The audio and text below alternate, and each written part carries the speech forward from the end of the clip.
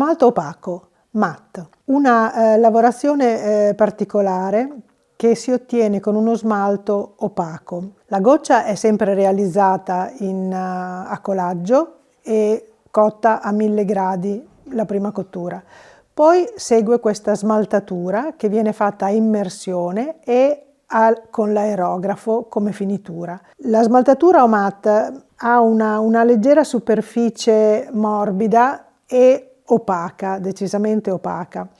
Questa particolarità può creare delle piccole avvallamenti nella superficie o dei piccoli forellini, ma sono proprio le caratteristiche di un oggetto realizzato totalmente a mano. Si può realizzare in tanti colori, non è mai una superficie totalmente liscia, perché proprio la sua particolarità è quella di non riflettere la luce.